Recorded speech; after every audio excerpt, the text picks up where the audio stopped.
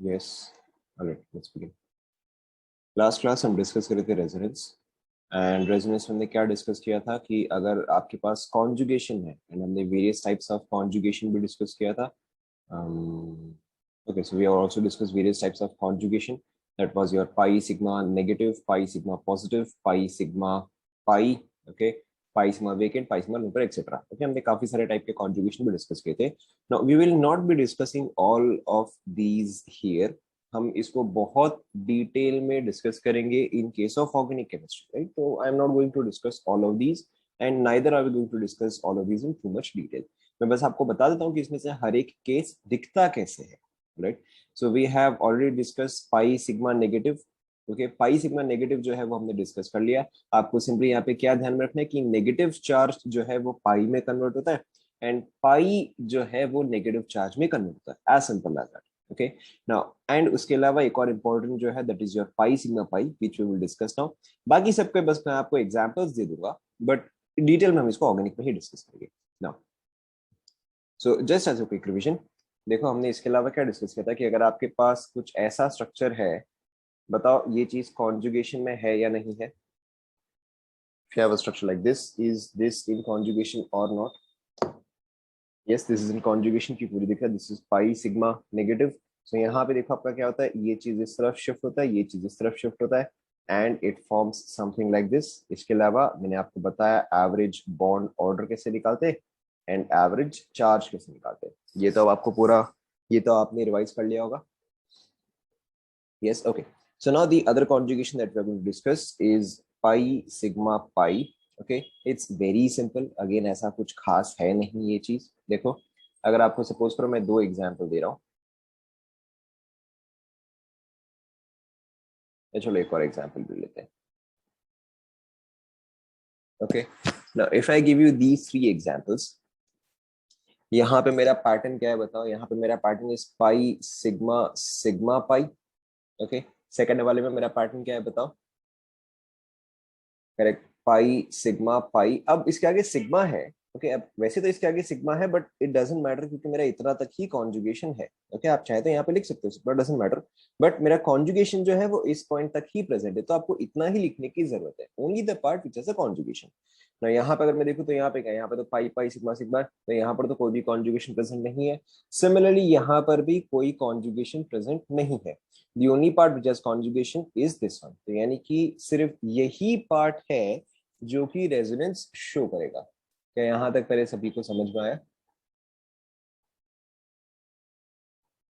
Okay, it is only this molecule which will show resonance. Now apart from that, this is a secondary thing। ये चीज आप side में note कर लो। okay? कि इस चीज को हम बोलते हैं conjugated। when we have alternating pi sigma pi, तो इसको बोलते हैं conjugated।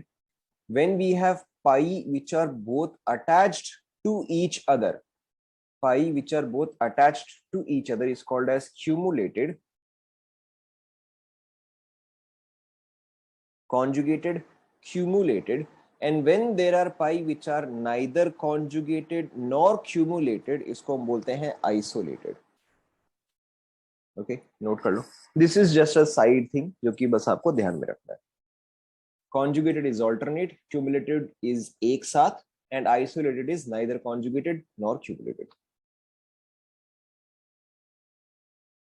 कौन सा पार्ट बताओ जहां पे पाई बॉन्ड्स एक दूसरे से बहुत दूर हो, दैट इज आइसोलेटेड। जहां पे पाई बॉन्ड कॉन्जुगेशन में हो, that is obviously conjugated. And जहां पे एकदम लग के ही हो, दैट इज क्यूमुलेटेड। देख ले यहां तक।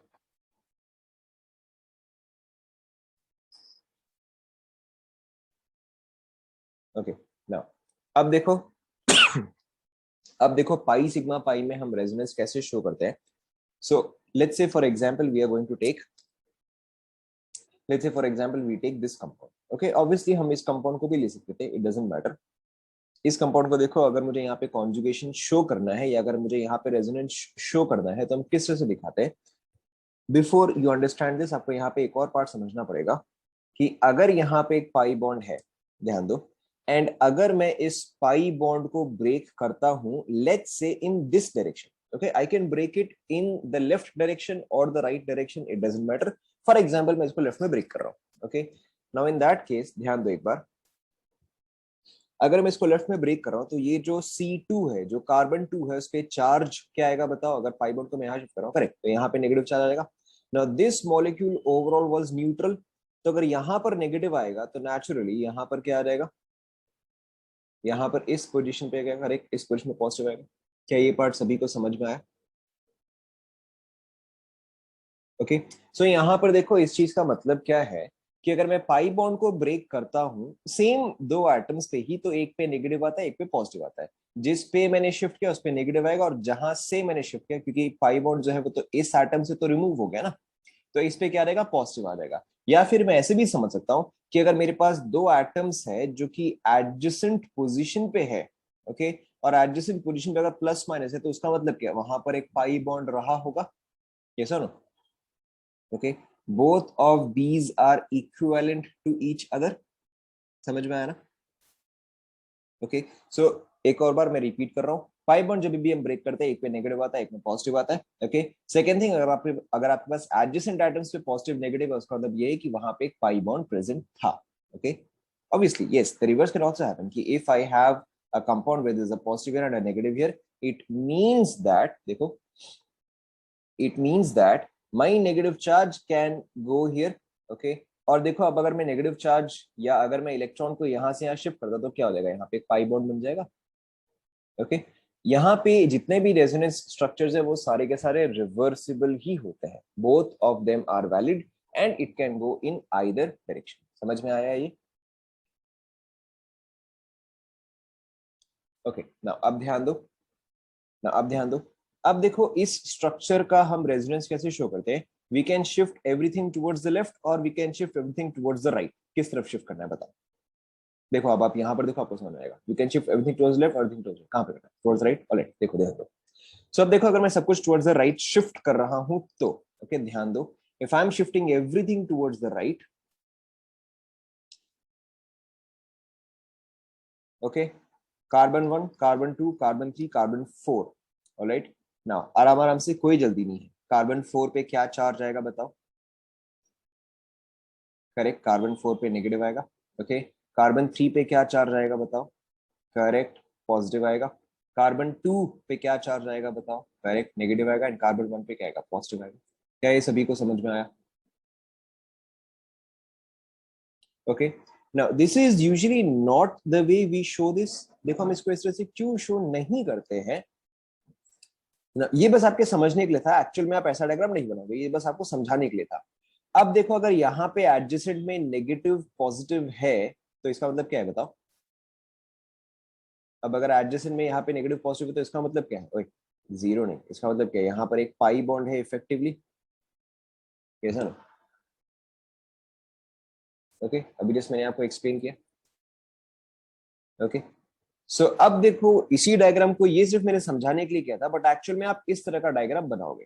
ओके, एक्चुअल में जो है आप इस तरह का डायग्राम बनाओगे कि देखो यहाँ पे आपने क्या किया, आप पाई, इस पाई बॉन्ड को जो है इस एटम पे शिफ्ट कर रहे हो, बस इस पाई बॉन्ड को जो है आप यहाँ पे शिफ्ट कर रहे हो। ध्यान दो आप, ध्यान दो।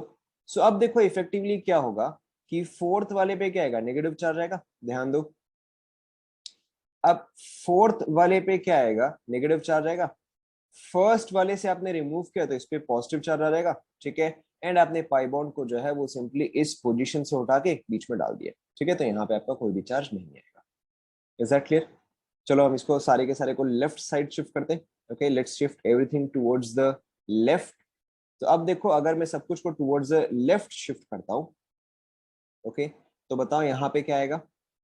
यहाँ पे क्या आएगा? कार्बन 1 पे, करेक्ट, कार्बन 1 पे आएगा नेगेटिव चार्ज। यहाँ पे बीच में क्या आ जाएगा? पाई बॉन्ड आ जाएगा, और आपका पॉजिटिव चार्ज कहाँ पर आएगा? यहाँ पर आएगा। देखो समझ में आएगा? ओके, फटाफट इसको कॉपी करो, then I will give you one more example. नहीं भी समझ में आए तो भी आप इसको कॉपी करो, देखो नेक्स्ट एग्जांपल में आपको समझ में आ जाएगा।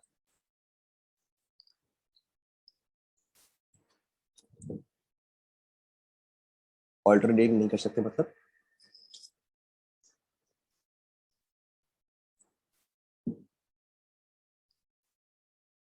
नहीं, वैसे नहीं होता। पाई सिग्मा पाई जो है सेम डायरेक्शन में जाता है। जैसे आप याद करो, जो आपका नेगेटिव सिग्मा पाई है वो भी तो सेम डायरेक्शन में जाता है ना। देखो जब आप ये करते हो तभी भी तो दोनों सेम डायरेक्शन में जाता है।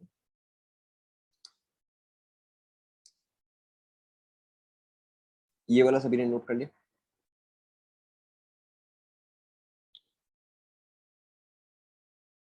Okay, this is just for explanation, this is not actually a resonance structure, this is only for explanation, only for explanation।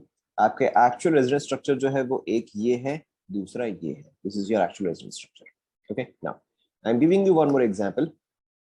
ये वाला आप ट्राई करो, देखो आपसे हो नहीं हो डजंट मैटर, लेकिन आपको समझ में आ जाएगा। ओके बताओ, क्या यहाँ पे ये कंप्लीट कॉन्जुगेशन में है या इसमें से सिर्फ कुछ पार्ट ही है जो कि कॉन्जुगेशन में है? Is this in complete conjugation or only part of it is in conjugation? Complete conjugation है। ओके तो चलो फिर आप दोनों स्ट्रक्चर्स बताओ।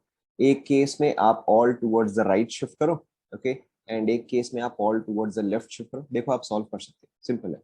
1 2 3 4 5 6। ओके, सिंपली पिछले वाला एग्जांपल देख के आप फॉलो करते रहो, ट्राई करो। सबसे पहले आप all towards the left shift करो, फिर आप all towards the right shift करो।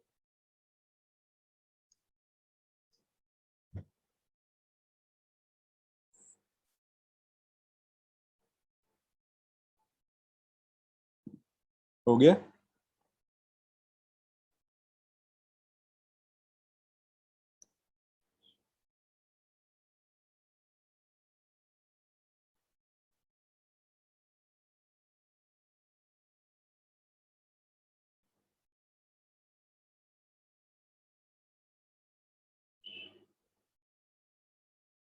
हो गया?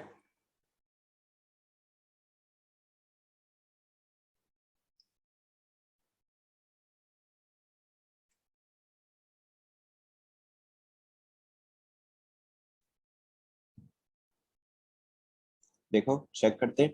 सो when we are shifting everything towards the left, so ध्यान दो, देखो क्या होगा। ये चीज जो है वो यहाँ से यहाँ जाएगा, तो ये चीज जो है वो यहाँ जाएगा, एंड ये चीज जो है वो यहाँ पे जाएगा। ओके सो देखो मेरा स्ट्रक्चर किस तरह से आना चाहिए। यहाँ पर आएगा नेगेटिव चार्ज, यहाँ पर आएगा पाई बॉन्ड, यहाँ पर आएगा पाई बॉन्ड, यहाँ पर आएगा पॉजिटिव चार्ज। देखो चेक करो आप लोगों ने ऐसा बनाया है क्या?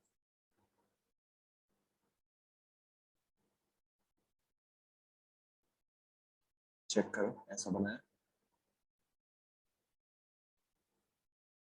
ओके सिमिलरली अगर मैं नीचे वाला भी देखूं, that is all towards the right. So all towards the right में सिंपली क्या रहेगा, बस उल्टा करना है आपको। ये चीज यहाँ, ये चीज यहाँ, ये चीज यहाँ। सो नेगेटिव पाई पाई पॉजिटिव। देखो चेक करो पॉजिटिव मिडिल में कैसे आएगा। आपने कंप्लीट शिफ्टिंग किया होगा ना, you would have shifted all 3 points right. आपने पार्शियली शिफ्टिंग थोड़ी ना किया होगा, आपने पूरा शिफ्ट किया होगा एक साथ। मिडिल का मतलब कौन सा पोजीशन आप बोल रहे हो?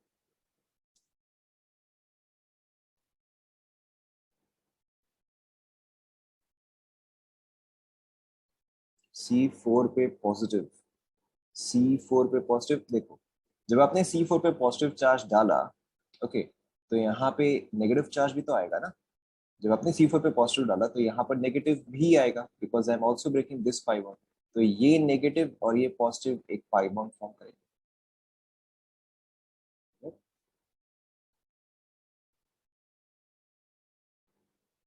यू हैव टू चेक कि मैं यहाँ पे पाई बॉन्ड जो है वो मैं एटम पे शिफ्ट कर रहा हूँ या मैं बॉन्ड पे शिफ्ट कर रहा हूँ।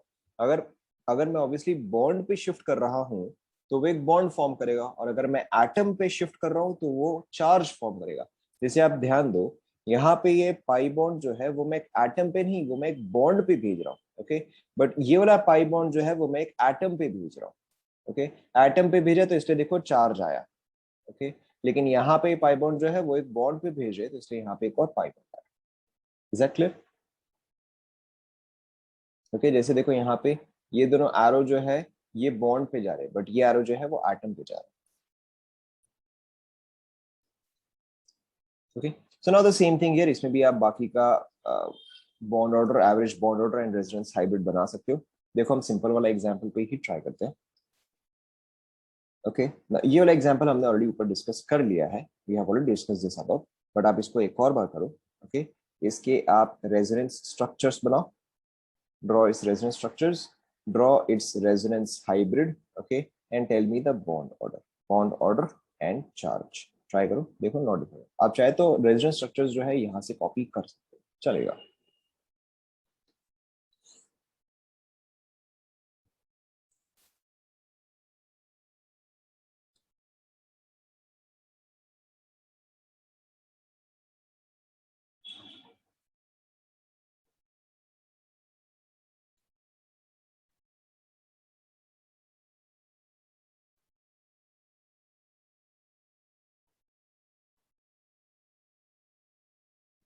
रेजोनेंस स्ट्रक्चर्स को हम हमेशा डबल हेडेड एरो से रिप्रेजेंट करते हैं। Okay, this is always used to represent resonance structures, represent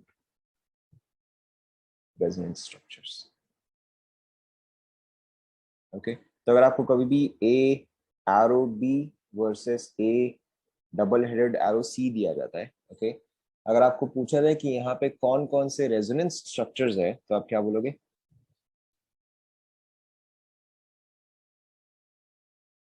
अगर आपको यहाँ पे पूछा जाए कौन कौन से रेजिस्टेंस, तो आप बोलोगे एसी रेजिस्टेंस, राइट। यहाँ पे ये आपका रेजिस्टेंस स्ट्रक्चर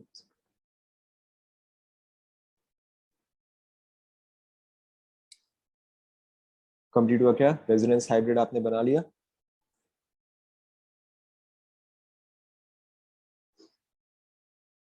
देखो, सबसे पहले आप सिग्मा बॉन्ड्स जो है वो फॉर्म कर लो। ओके, देन देखो मुझे क्या दिख रहा है, अगर मैं इस बॉन्ड्स को लेबल करूं A B and C. Okay, so अगर मैं ए पार्ट का बॉन्ड ऑर्डर निकालूं, तो यहाँ पे देखो दो बॉन्ड्स, तीन बॉन्ड, चार बॉन्ड ओवर थ्री स्ट्रक्चर्स, तो 4/3। तो यहाँ पे पार्शियल बॉन्ड, यहाँ पे पार्शियल बॉन्ड, यहाँ पे भी पार्शियल बॉन्ड। ओके, ना इसका बॉन्ड ऑर्डर जो है वो 4/3 आएगा, इसका बॉन्ड ऑर्डर जो है वो 4/3 आएगा, एंड बीच वाले का भी अगर मैं देखूं तो कितना आएगा, बीच वाले का भी मेरा 4/3 आएगा। Okay, all bond orders are, sorry not 4/3, 5/3, 1 2 3 4 5, 5/3।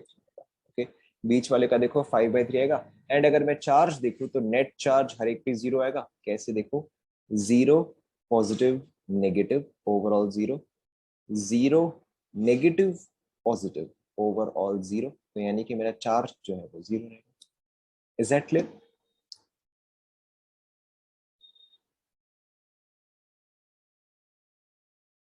Clear हुआ है सभी को? ठीक है। Again like I have repeatedly told you, resonance structures में एक्चुअल में काफी सारे हैं, but all of these are not important right now. बाकी के देखो स्ट्रक्चर्स किस तरह के होते हैं। 4/3 तो लिखा है, किस वाले का बोलो, बी वाले का बोलियो क्या, किसका 4/3 होगा? हाँ, ए का 4/3 तो लिखा है, इधर 4/3 तो लिखा है।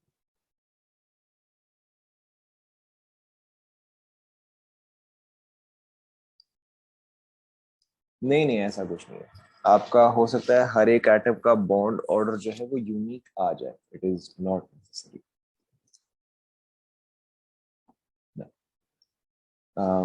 देखो बाकी के रेजोनेंस स्ट्रक्चर एक्चुअली में दिखते कैसे हैं। सो फर्स्ट पाई सिग्मा पाई, पाई सिग्मा पाई मैंने आपको बता दिया, पाई सिग्मा पाई इस तरह का दिखता है।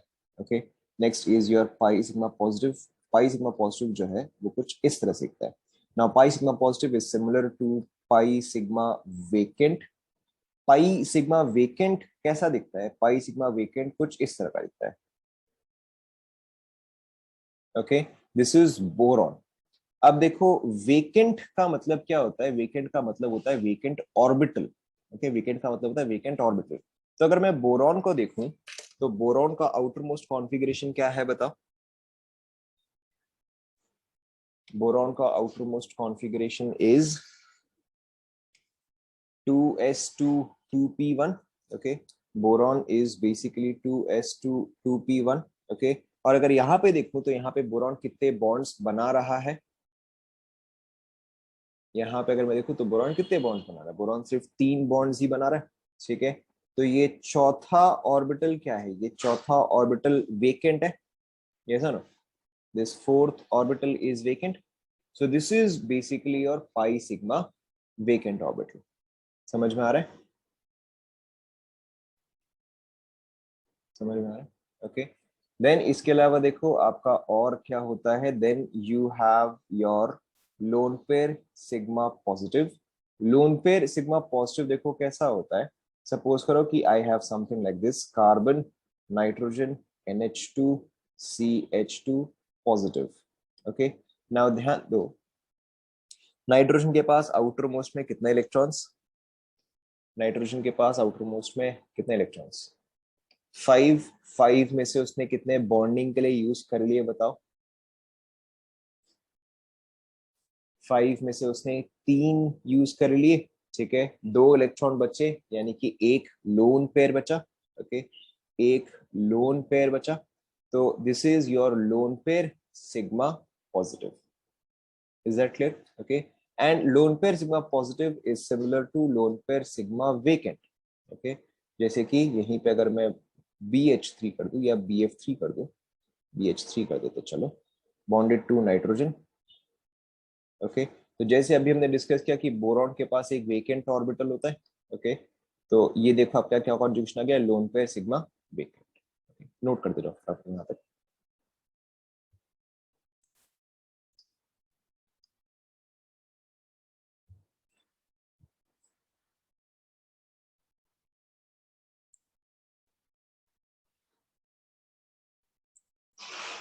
नोट कर लिया?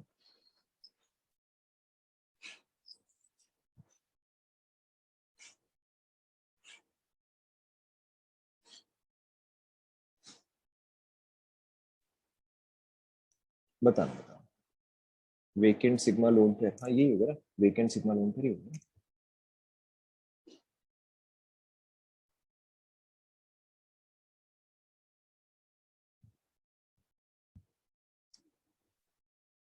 ओके, इसके अलावा और कौन सा छूट गया?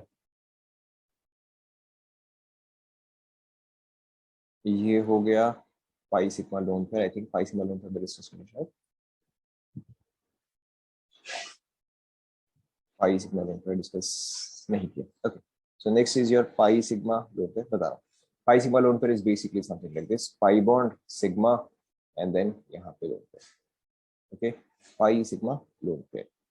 इसके अलावा और कौन सा बच गया? ये हो गया, ये हो गया, ये हो गया, ये हो गया, ये वाला हम डिस्कस करेंगे। ये हो गया, ये हो गया, ये हो गया, D orbital, D orbital and free radical. Alright, okay.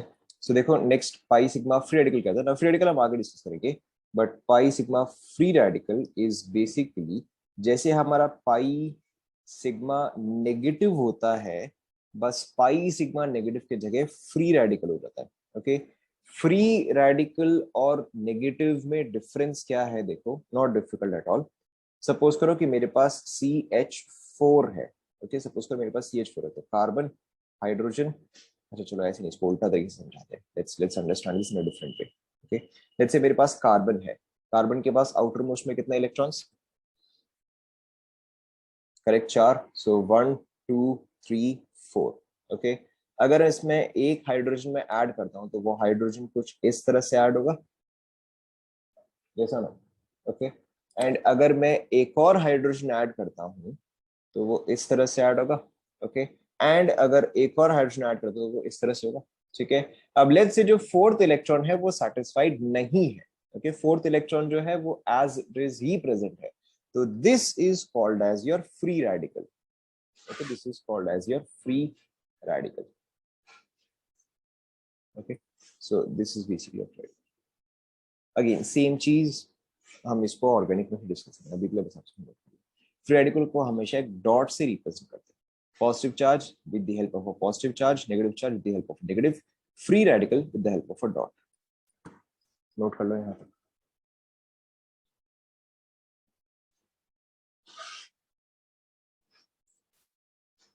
Okay, now whenever you solve questions, अभी अगर आप कोई भी बुक से सॉल्व कर रहे होगे तो आपको काफी सारे ऐसे क्वेश्चंस मिलेंगे जो कि इन सारे कॉन्जुगेशन से भी है। Okay, so for right now you can leave those questions, you don't have to worry about these, ये चीज हम आगे ऑब्वियसली डिस्कस करेंगे। ओके, सो इन केस अगर आपको इस पे क्वेश्चंस मिलते भी हैं तो भी आप वो बहुत आराम से छोड़ सकते हैं।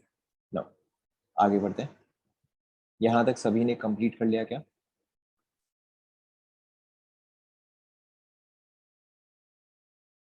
सभी ने कंप्लीट कर लिया? All right, now we have to write some short notes. Okay, आप चाहे तो इसको नोट्स लिखो, चाहे तो आप इसको शॉर्ट नोट्स लिखो, entirely up to you. Okay, we have to write some small paragraphs about multiple things. अच्छा ये सॉरी मैं भूल गया।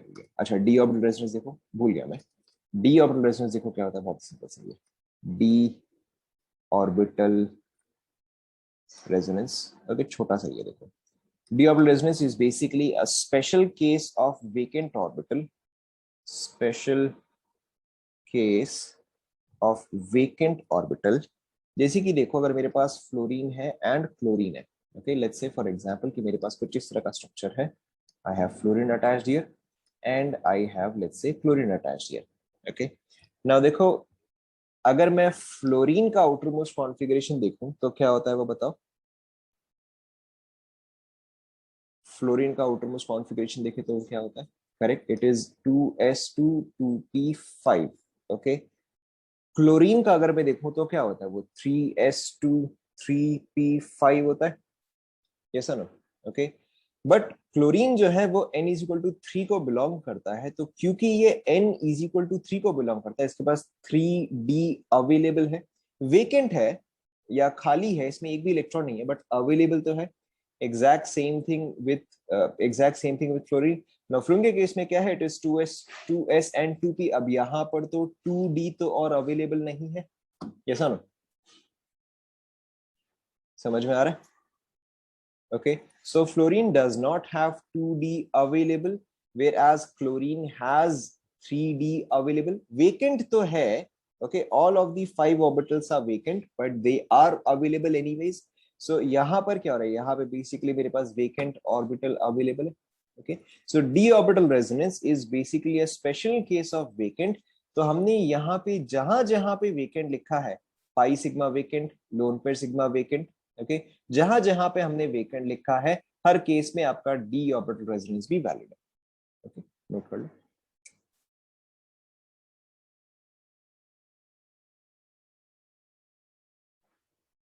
vacant d orbital is present, vacant d orbital is present, hence conjugation।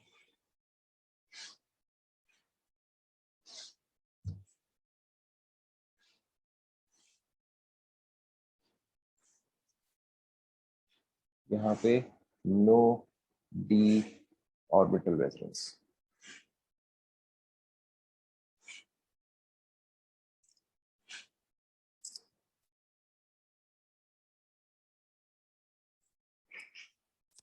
लिख लिया?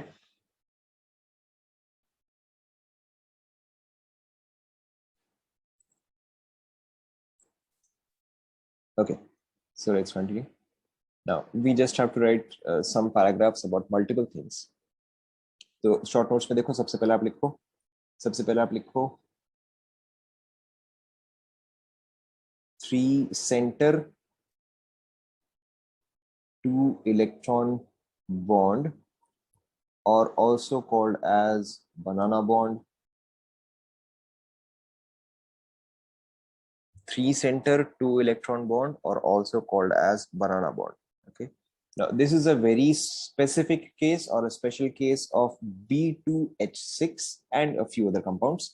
So B2H6 में देखो होता क्या है कि we have boron here and we have boron here, bonded to hydrogen, bonded to hydrogen, bonded to hydrogen, hydrogen, hydrogen and hydrogen।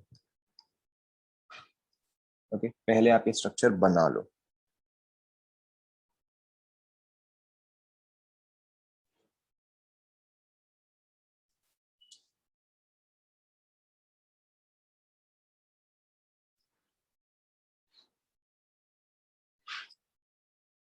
बना लिया?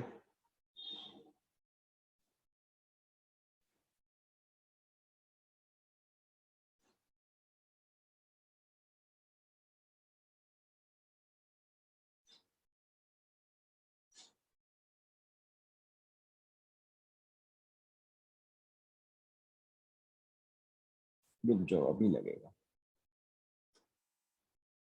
बना लिया?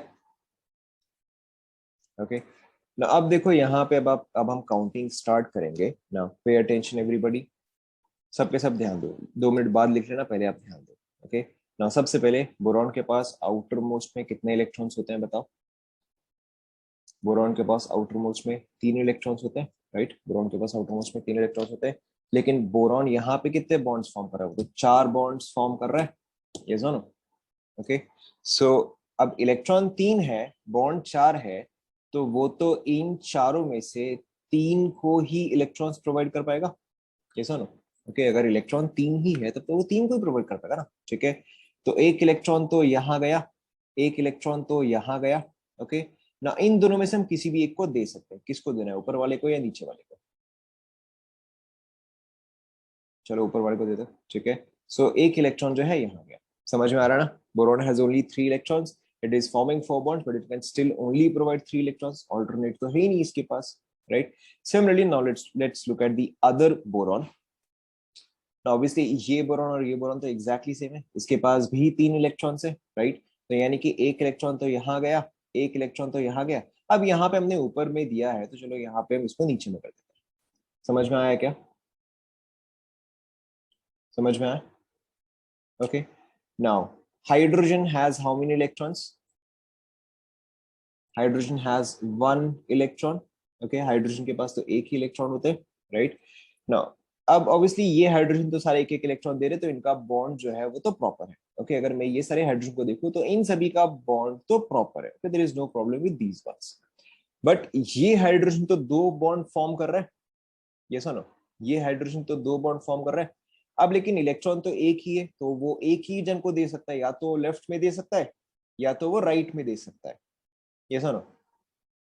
Okay, it can either form a bond on the left or it can form a bond on the right. Okay, where do you think we should put this electron? मैं पहले ऊपर वाले hydrogen की बात कर रहा हूँ, लेफ्ट साइड या राइट साइड ना? अब देखो यहाँ पे, so some of you are saying left, some of you are saying right. ध्यान दो एक सेकंड के लिए ना। अगर लेट्स से कि मेरा हाइड्रोजन जो है उसने भी अगर अपना इलेक्ट्रॉन लेफ्ट साइड ही दे दिया, तो क्या ये बॉन्ड फॉर्म हो पाएगा? ये बॉन्ड तो फॉर्म ही नहीं हो पाएगा। क्यों? क्योंकि ना ही ये बोरॉन ने इसको इलेक्ट्रॉन प्रोवाइड किया, ना ही हाइड्रोजन ने इलेक्ट्रॉन प्रोवाइड किया, तो ये बॉन्ड तो एग्जिस्ट ही नहीं करेगा। Okay but this bond actually exist. Okay तो यानी कि इसने एक्चुअली में इलेक्ट्रॉन यहाँ पे नहीं दिया, इसने एक्चुअली में इलेक्ट्रॉन यहाँ पे दिया। समझ में आ रहा है? ओके सिमिलरली अब ये वाला हाइड्रोजन ने भी अपना इलेक्ट्रॉन कहाँ दिया होगा बताओ, लेफ्ट या राइट में? ऑब्वियसली लेफ्ट में दिया होगा, तभी जाके ये वाला बॉन्ड फॉर्मेशन पॉसिबल है। ओके नाउ अब आप एक और चीज ध्यान दो, will come back to this in a second. अब आप ध्यान दो, अगर मैं एक नॉर्मल कोवेलेंट बॉन्ड बना रहा हूं, normal covalent bond, okay so ये कोवेलेंट बॉन्ड हुआ, इसमें ए ने एक इलेक्ट्रॉन प्रोवाइड किया होगा और बी ने एक और इलेक्ट्रॉन प्रोवाइड किया होगा। ओके सिमिलरली अगर मैं इस बॉन्ड को भी देखूं तो यहाँ पे बी ने एक इलेक्ट्रॉन प्रोवाइड किया होगा एंड सी ने भी एक इलेक्ट्रॉन प्रोवाइड किया होगा। Okay, so if I have 3 atoms involved here, how many electrons get involved? Correct, 4 electrons get involved. तो इस चीज को हम क्या बोलते हैं, या when you have a normal bond it is called as a 3 center. Okay, it is called as a 3 center 4 electron bond. समझ में आना आप सभी को 3 center 4 electron bond क्या होता है? 3 center यानी कि मेरे पास 3 एटम्स हो, एंड अगर लाइन से तीन एटम्स कनेक्टेड हो तो यहाँ पे 4 इलेक्ट्रॉन्स जो है इन्वॉल्व रहेंगे। लेकिन अब अगर मैं यहाँ पर देखूं, let's call this one centre 1, centre 2 and centre 3, तो बताओ यहाँ पे कितने सारे बॉन्ड्स, यहाँ पे कितने इलेक्ट्रॉन्स इन्वॉल्व है? करेक्ट, यहाँ पर तो सिर्फ 2 इलेक्ट्रॉन्स ही इन्वॉल्व है। ओके एंड सिमिलरली अब अगर मैं इसको देखूं, ओके तो यहां पर भी देखो मेरे पास 3 सेंटर एंड मेरे पास सिर्फ 2 इलेक्ट्रॉन्स ही है। ओके अब तो आपको शेप समझ में होगा, why this is called as a banana bond. ऐसा ना, थोड़ा अजीब बन गया ये वाला।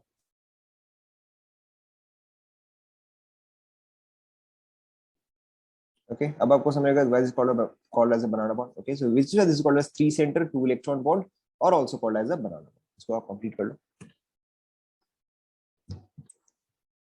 Okay now obviously these are special cases, you can ask कि ऐसा पॉसिबल कैसे है, but these are all special cases, तो ये सारे बस हमें मेमोराइज करते जाना। तो पहले आप ये डायग्राम पूरा कंप्लीट कर लो।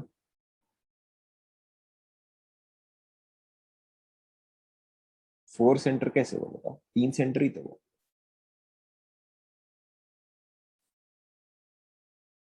We are only looking at the part which is showing exceptional configuration.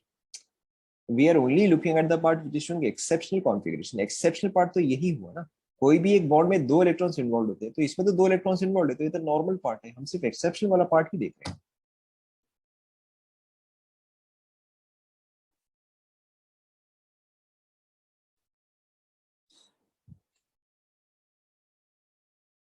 Note कर ले यहाँ तक सभी ने।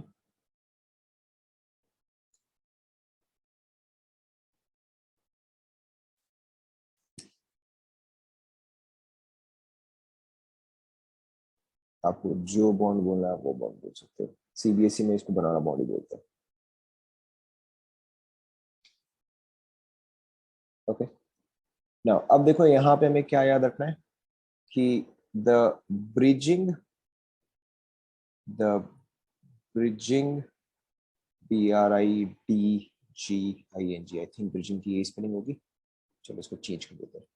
The bridge bonds, BRIDGE, the bridge bonds are longer and weaker than normal BH bonds. Okay, bridge क्या होता है, जो कि दो चीजों को कनेक्ट करता है। Okay, so this is a bridge bond. Okay, and this is a bridge bond. Okay, in addition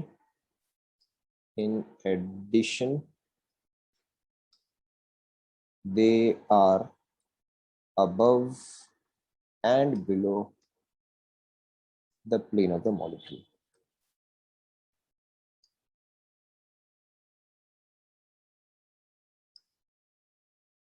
पहले आप ये चीज नोट कर लो।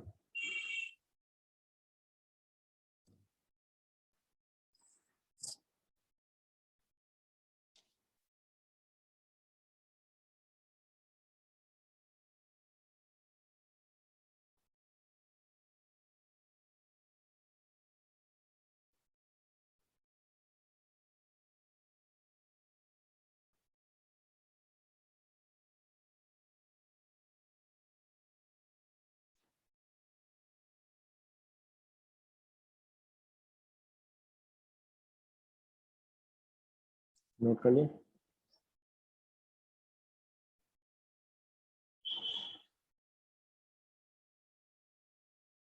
नोट कर लिया। सो ये चीज मैंने स्ट्रक्चर इसको ऐसे बनाया ताकि आपको समझाने के लिए, बट एक्चुअल में ये बॉन्ड जो है वो कुछ इस तरह से एग्जिस्ट करते हैं कि बोरॉन बोरॉन, ओके, ये चीज जो है वो सेम प्लेन में है। ओके, बट एक हाइड्रोजन जो है वो ऊपर में है एंड दूसरा हाइड्रोजन जो है वो नीचे में।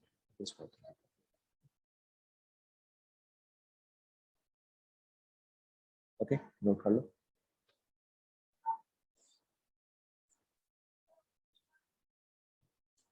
अब आपको ये सेंटेंस समझ में आया, they are above and below the plane of the molecule. अब तो आई थिंक आपको समझ में आ गया। कॉपी कर लो।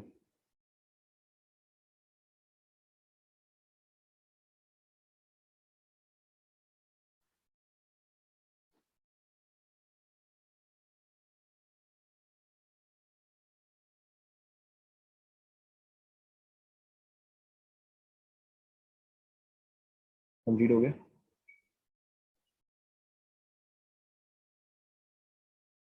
Okay. Now there are two other common examples which are given in this particular question, in particularly banana bond. यहाँ पे आपको दो बहुत ही कॉमन क्वेश्चन दिए जाते हैं.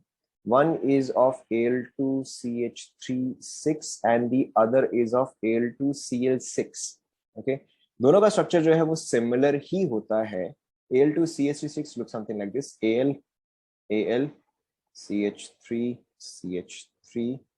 CH3, मतलब इससे तीन हाइड्रोजन बॉन्ड है, CH3 and CH3. Okay, and उसके अलावा AlCl6 का भी डायग्राम किस तरह से होता है?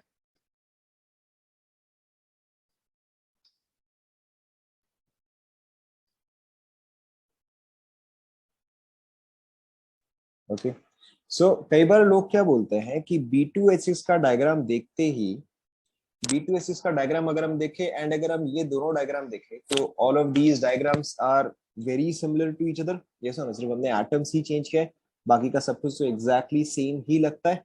Yes no?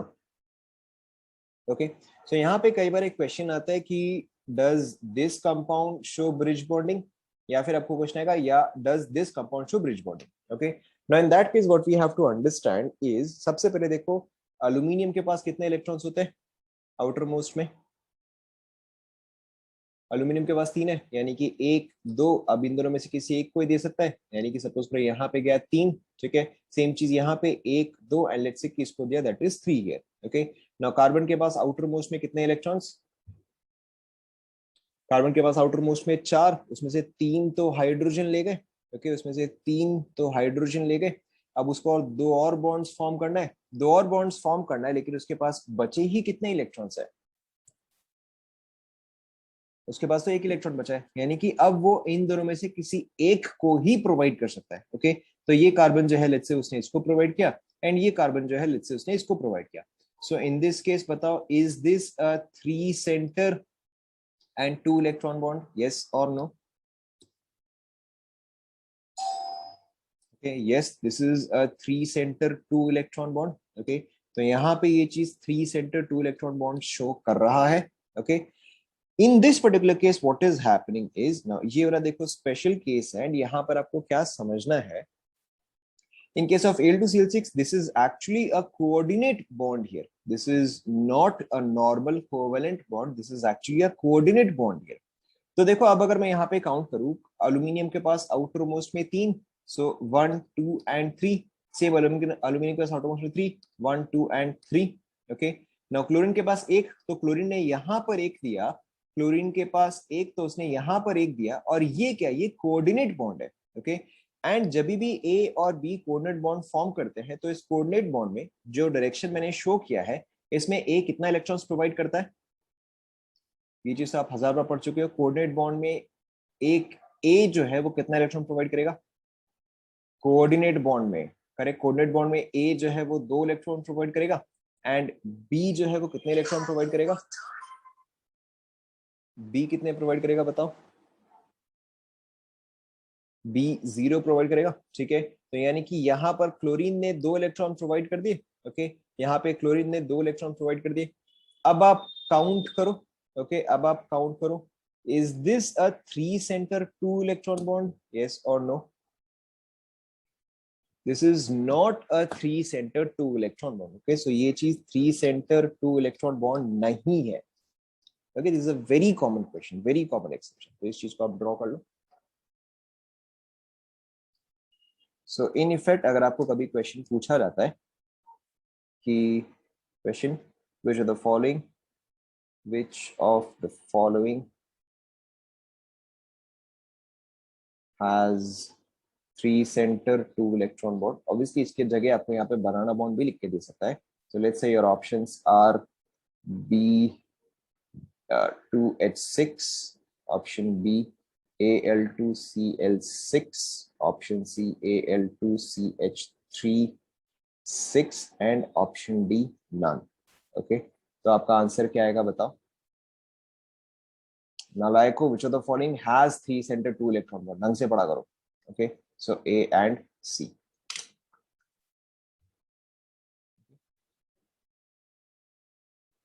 Al2Cl6 is planar, correct। Al2Cl6 शायद प्लेन होता है, I don't know it's exact structure, मुझे इसका 3D स्ट्रक्चर तो नहीं पता है, बट ऐसा ही कुछ हो सकता है, प्लेनर हो सकता है नहीं हो, आई am not entirely sure.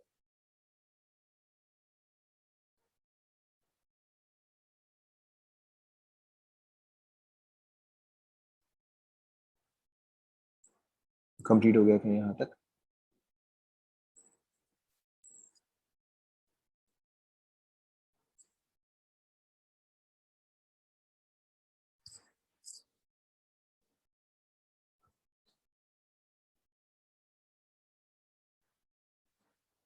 Done.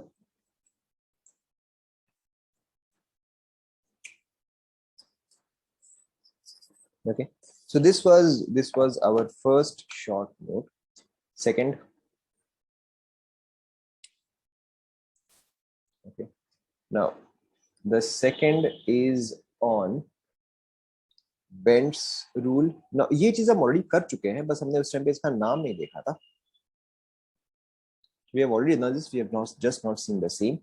Bent's rule basically क्या बोलता है कि अगर मेरे पास sp3d हाइब्रिडाइजेशन है, okay, if I have sp3d hybridization, so in that case जो मेरा मोर इलेक्ट्रोनेगेटिव स्पीशीज होता है वो कहां पे अटैच होता है बताओ, एक्सियल या इक्वेटोरियल?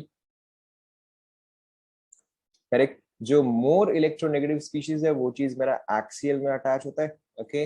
या जो लेस इलेक्ट्रोनेगेटिव स्पीशीज होता है वो कहां पे बॉन्डिंग करता है, वो इक्वेटोरियल पे करता है, ओके. या जो बल्की ग्रुप्स होते हैं, ओके, जो बल्की ग्रुप्स होते हैं वो कहाँ पे अटैच होता है, बल्की ग्रुप्स और लोड पे, ये कहाँ पे अटैच होता है, ये इक्वेटोरियल पे होते हैं, ओके. एंड जो स्मॉलर ग्रुप्स होते हैं वो कहाँ पे अटैच होते हैं, वो एक्सियल पे अटैच होते हैं, okay. So Bent's rule we have already discuss, बस हमने उस टाइम पे इसका नाम नहीं लिया था. So Bent's rule basically states all of these.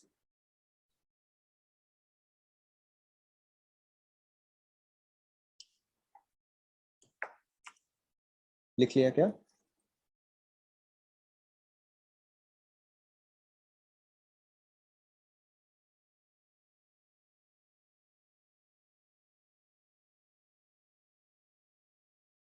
Okay. ना इसी चीज को हम कैसे लिखते हैं, ओके, इसी चीज को हम कैसे लिखते हैं, मोर इलेक्ट्रोनेगेटिव एटम, इसको आप लिख लो, more electronegative atom prefers to bond with that orbital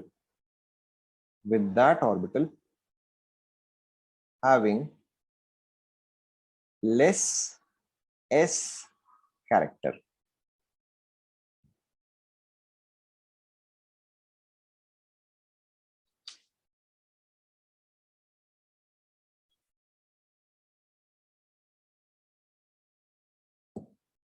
Clear? I have never used this sentence in an exam. मैंने इसको एक एग्जाम में तो कभी भी यूज नहीं किया, मैंने हमेशा यही चीज ही यूज किया है.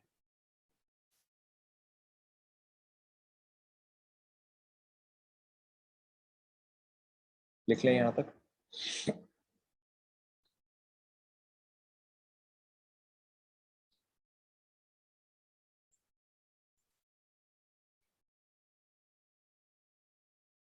लिख लिया.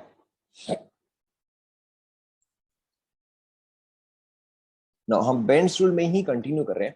यहाँ पे एक और इम्पोर्टेंट चीज है कि अगर एस कैरेक्टर इंक्रीज करता है तो बॉन्ड एंगल पे क्या इफेक्ट है, okay. If S character increases, क्योंकि इस पे कई बार क्वेश्चन आता है, तो बॉन्ड एंगल पे क्या इफेक्ट आता है, ओके. देखो this is very simple. Now S character का देखो मतलब क्या होता है. हमने देखो अभी तक क्या क्या हाइब्रिडाइजेशन देखा, हमने sp देखा है, ओके, हमने sp2 देखा है, sp3 देखा है, and obviously sp3d, sp3d2, sp3d3 वो सब भी देखा है. बट टिपिकली हम उन सबको इन्वॉल्व नहीं करते हैं, हम टिपिकली sp3 तक ही देखते हैं.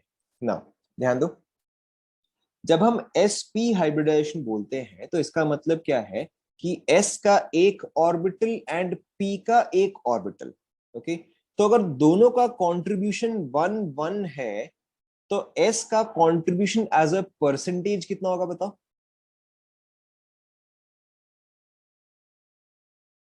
करेक्ट, s का कंट्रीब्यूशन एज अ परसेंटेज 50% होगा, ओके. दिस इज s का परसेंटेज. तो s कैरेक्टर जो है, s कैरेक्टर का मतलब s परसेंटेज ही होता है, as simple as that, okay.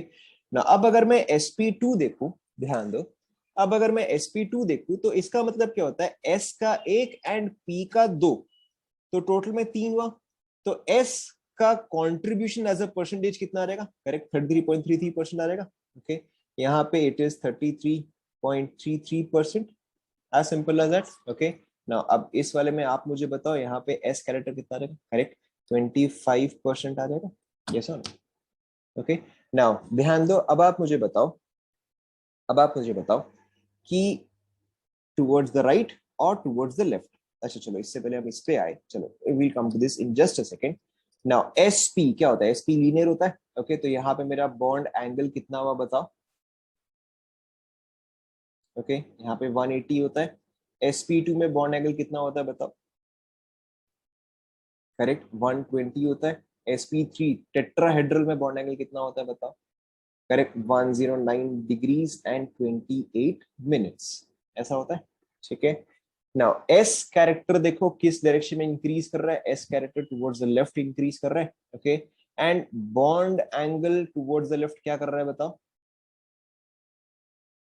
Correct, bond angle भी टुवर्ड्स द लेफ्ट जो है वो इंक्रीज कर रहा है। Okay, so as S character increases, bond angle also increases. Okay, कई बार आपको यही क्वेश्चन में घुमा के क्या देगा कि if P character increases then bond angle क्या होता है। ओके, सो अब आप मुझे देख के ही बता सकते हो। करेक्ट, अगर मेरा पी कैरेक्टर इंक्रीज हो रहा है यानी कि हम बेसिकली इस डायरेक्शन में जा रहे हैं, क्योंकि यहाँ पे पी 50% था, यहाँ पे 66% है, यहाँ पे 75% है। तो अगर मेरा पी कैरेक्टर जो है वो इंक्रीज कर रहा है तो मेरा बॉन्ड एंगल क्या कर रहा है? डिक्रीज कर रहा है। ये सा ना। ओके, इसके अलावा आप एक और चीज बस ध्यान में रखो, इन केस ऑफ साइज, अगर p percentage increases then your size also increases. Okay, हाँ, s इंक्रीजेस, s कैरेक्टर अगर इंक्रीज हो रहा है, बॉन्ड एंगल इंक्रीज हो रहा है ना। s कैरेक्टर तो इस डायरेक्शन में इंक्रीज कर रहा है, टुवर्ड्स द लेफ्ट इंक्रीज कर रहा है। ओके, ना ध्यान रखो एक और चीज कि अगर p परसेंटेज इंक्रीज होता है तो साइज इंक्रीज होता है, यानी कि sp जो है वो स्मॉलेस्ट है, sp2 जो है वो लार्जर है, sp3 जो है वो लार्जेस्ट है, लार्जेस्ट इन साइज। ओके, बस आप इस चीज को नोट कर लो, अगर p परसेंटेज इंक्रीज करता है तो साइज इंक्रीज करता है। This is not a part of Bent's rule, this is not a part of Bent's rule, ये बस मैंने आपको बता दिया। ओके, यहां तक बेंड्स रूल का पार्ट है।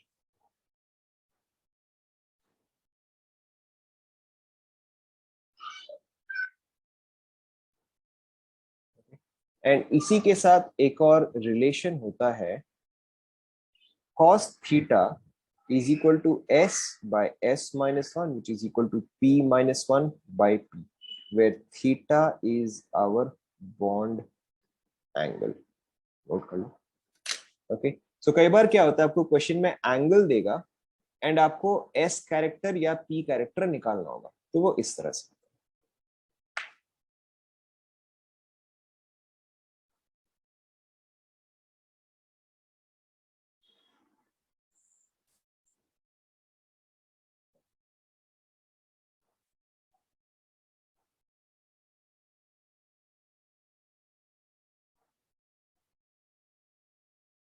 लिख लिया?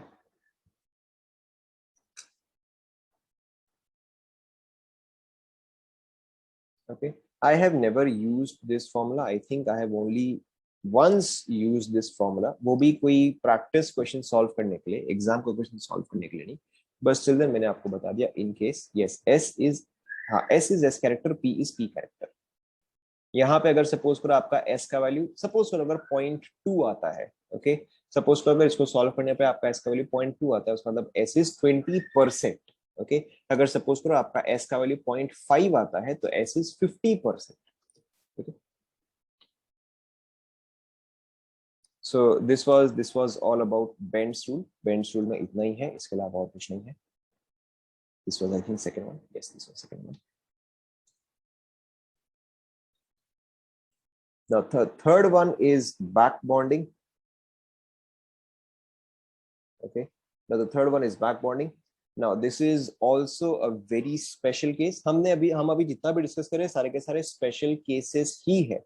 Okay, now this one is back bonding। now back bonding में हो क्या रहा है, when the central atom when the central atom has an incomplete octet,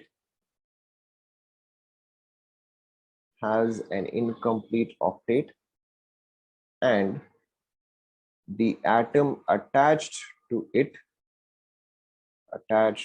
it has a lone pair, the terminal atom, मैं आपको बता रहा हूँ टर्मिनल का मतलब क्या होता है. D terminal atom provides its lone pair to the central atom, to the central atom, forming a back bond. Okay, back bonding is dependent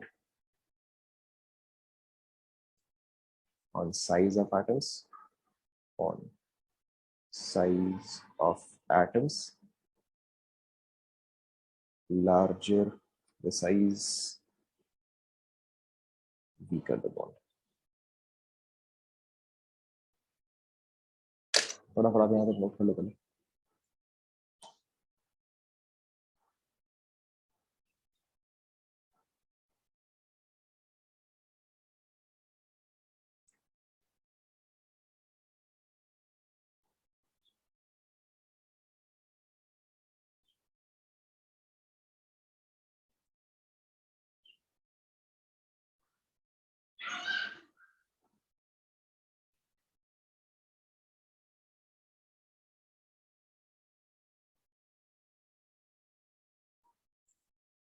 लिख लिया. इसी में हम कंटिन्यू कर रहे हैं. Tendency to back bond, tendency to back bond decreases if central atom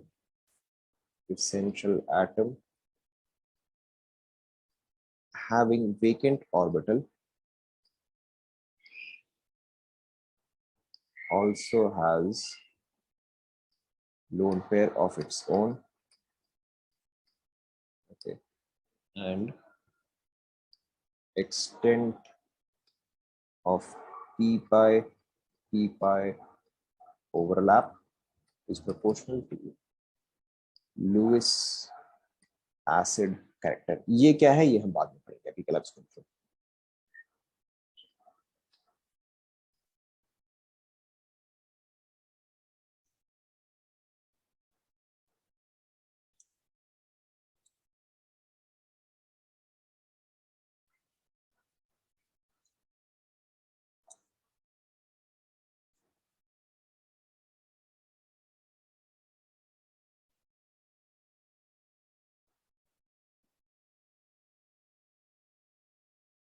लिख लिया.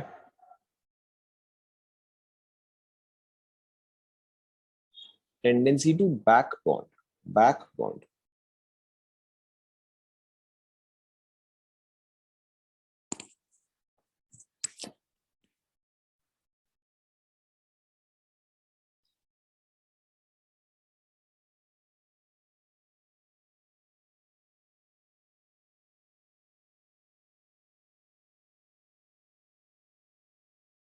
Lewis acidic character, correct. Lewis acid character.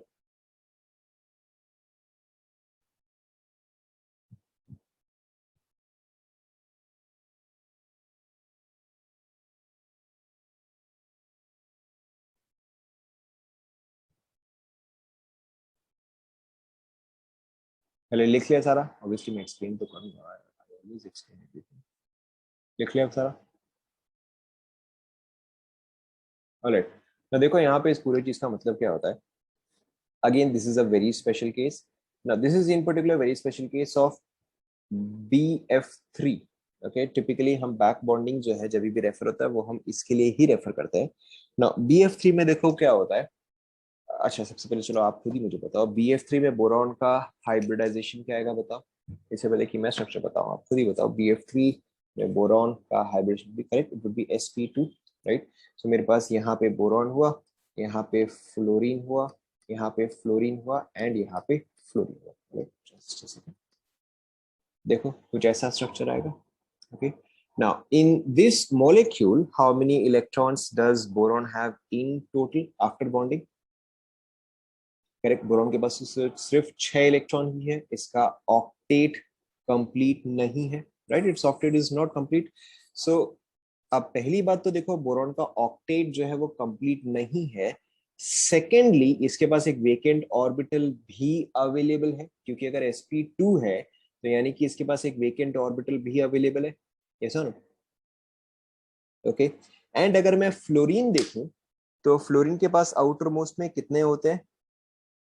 Fluorine के पास आउटर मोस्ट में 7 होते हैं। यहाँ पे उसने एक शेयरिंग के लिए यूज कर लिया तो उसके पास 6 बचे हैं। 6 बचे हैं यानी कि हर एक फ्लोरीन के पास 3 3 लोन पेयर पड़े, ऐसा ना? ओके। सो अब देखो यहाँ पे इफेक्टिवली सिचुएशन कैसा हो रखा है कि बोरॉन है जिसका कि ऑक्टेट ही कंप्लीट नहीं है। ठीक है, बेचारा बोरॉन है जिसके पास की 6 इलेक्ट्रॉन है, इसके पास इसका ऑक्टेट कंप्लीट नहीं, और यहाँ पे 3 3 फ्लोरीन है जो कि 3 3 लोन पेयर लेके बैठे हैं हर एक, ऐसा ना? Okay. So what happens in this case is, जो सेंट्रल एटम है एंड जो टर्मिनल एटम है, सेंट्रल एटम का मतलब तो ऑब्वियसली आपको समझ में आ ही गया है। टर्मिनल एटम का मतलब ये होता है कहाँ पे बॉन्डिंग खत्म हो रहा है या कहाँ पे मॉलिक्यूल खत्म हो रहा है। जैसे कि फॉर एग्जाम्पल अगर मैं कुछ ऐसा बोलूं A B C D E and F, तो यहाँ पे टर्मिनल एटम कौन सा आएगा बताओ? या करेक्ट, टर्मिनल आपके A and F आएंगे। सो टर्मिनल का मतलब होता है एंड पॉइंट्स। ओके, टर्मिनल का मतलब होता है एंड पॉइंट्स। सो यहाँ पे मेरे एंड पॉइंट्स क्या है? फ्लोरीन है। Okay, so now will go back to our statement. when the central atom has an incomplete octet which is boron here, okay, and the atom attached to it has a lone pair, तो ये मेरा क्या हो गया? ये मेरा यहाँ पे फ्लोरीन हो गया। This part here represents boron, this part here represents fluorine. Okay, the terminal atom provides its lone pair to the central atom. Okay, यानी कि अब ये क्या कर रहा है? ये अपना लोन पेयर प्रोवाइड कर रहा है। तो अगर लोन पेयर प्रोवाइड कर रहा है तो ये किस तरह का बॉन्ड फॉर्म कर रहा है बताओ?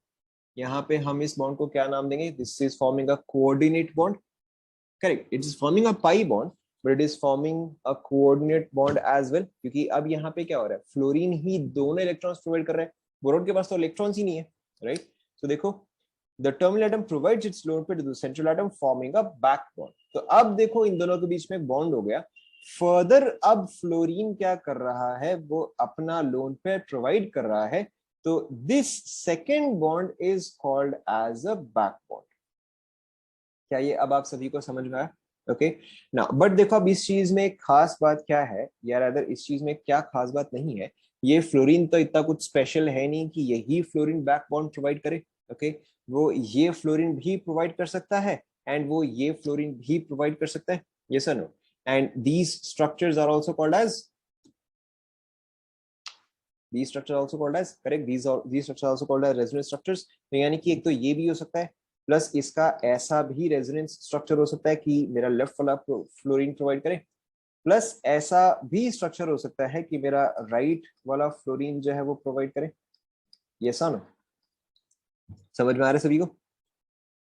ओके, सो अब देखो इस चीज का इफेक्ट क्या है। Now this is a very common question. अब देखो, अब देखो इस चीज का इफेक्ट क्या है कि अगर मेरे पास सिर्फ BF3 होता विदाउट एनी बैक बॉन्ड, ध्यान दो, अगर मेरे पास सिर्फ BF3 होता without any back bond, so in this case हर एक का बॉन्ड ऑर्डर कितना आया बताओ? If there was no back bonding, तो इन दैट केस हर एक का बॉन्ड ऑर्डर कितना था? कितने बॉन्ड्स थे? हर एक का बॉन्ड ऑर्डर एक आता।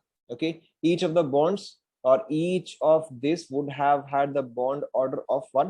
ओके, लेकिन अब क्योंकि ये चीज एग्जिस्ट कर रहा है, okay, now because this is existing, okay, and resonance structures तो एक्चुअल में एग्जिस्ट नहीं करते हैं। एक्चुअल में क्या एग्जिस्ट करता है बताओ?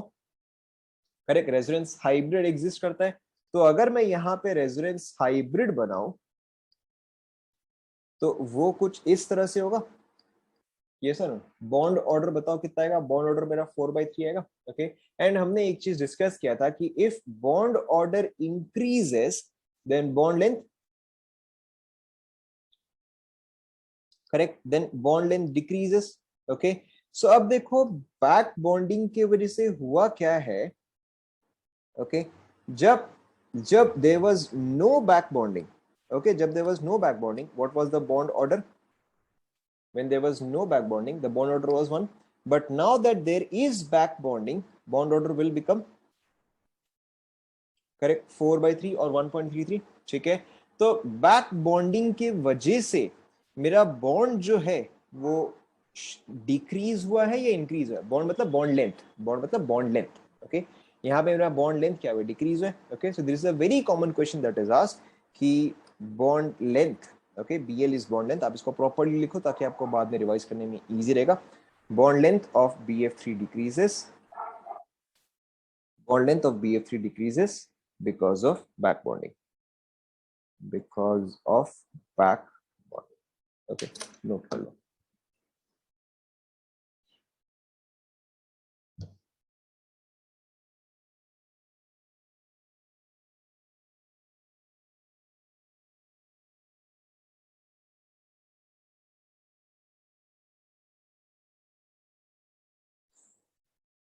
नोट कर लो,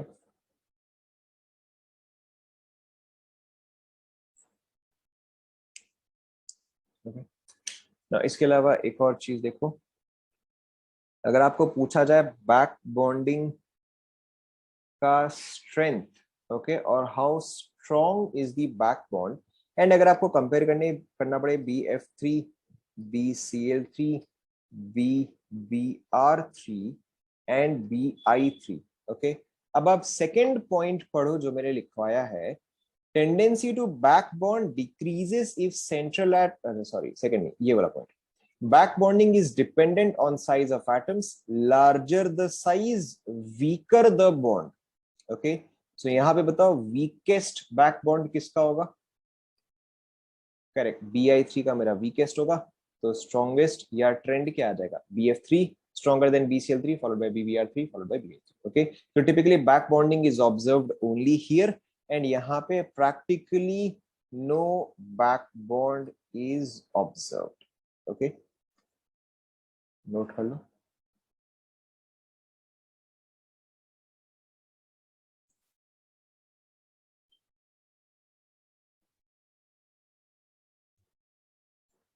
एंड थर्ड पॉइंट जो है, थर्ड पॉइंट वो वाला हम आगे डिस्कस करेंगे। So third point that is this point, ये वाला हम आगे डिस्कस करेंगे। अभी तक आपने लुईस एसिड नहीं पढ़ा है तो इसको आप छोड़ो, ओके।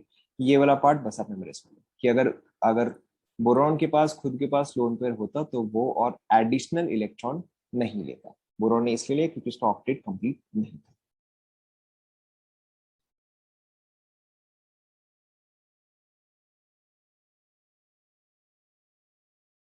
कंप्लीट करें यहाँ तक?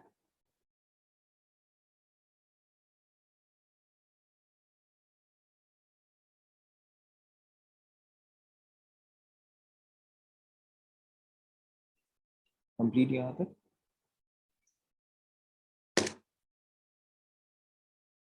ठीक है। सो आज के लिए इतना ही करते हैं। We will continue right from here in the next class.